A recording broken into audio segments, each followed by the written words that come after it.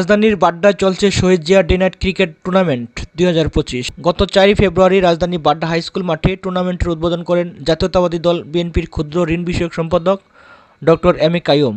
প্রতিযোগিতা আয়োজন করেছে এম এ মতিন ও কামরুল ইসলাম স্বপন। বাড্ডা থেকে 32টি দল নিয়ে যাত্রা করা এই টুর্নামেন্ট ইতিমধ্যে ব্যাপক সাড়া ফেলেছে। শহীদ জিয়া আদর্শ বুকে লালন করে আজকে আমরা আমাদের বাড্ডা এলাকায় শহীদ জিয়া স্মৃতি ডে নাইট টুর্নামেন্ট অনুষ্ঠিত হচ্ছে। গত 4 ফেব্রুয়ারি থেকে শুরু, 32টা দল অংশগ্রহণ করছে।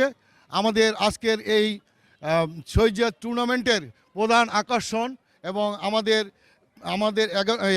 11 আসনের নয়নমণি এম এ কাইয়ুম সাহেবের উদ্যোগে আর এই শহীদ জিয়া টুর্নামেন্ট শুরু চলছে এবং আয়োজনে আমাদের শ্রেণীর ছোট ভাই এম এ মতিন, স্বপন এরা আয়োজনে আছে।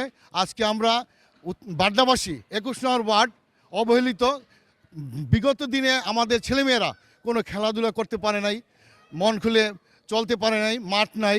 আজকে আমরা আমাদের এম এ কাইয়ুম সাহেবের উদ্যোগে আমরা আজকে বাড্ডায় শহীদ জিয়া স্মৃতি টুর্নামেন্ট 4 ফেব্রুয়ারিতে শুরু হয়েছে।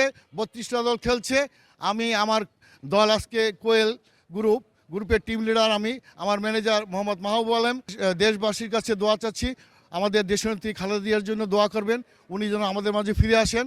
32টি দল নিয়ে যাত্রা করা এই টুর্নামেন্ট 27 ফেব্রুয়ারি 2025 সালে বাড্ডা হাই স্কুল মাঠে ফাইনাল খেলা অনুষ্ঠিত হতে যাচ্ছে। এই মহারণে কোন দল চ্যাম্পিয়ন হবে তা নিয়ে দর্শকদের মধ্যে ব্যাপক আগ্রহ দেখা যাচ্ছে।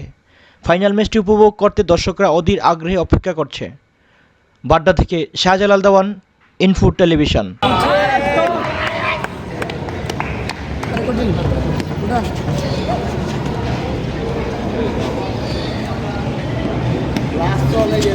Vamos.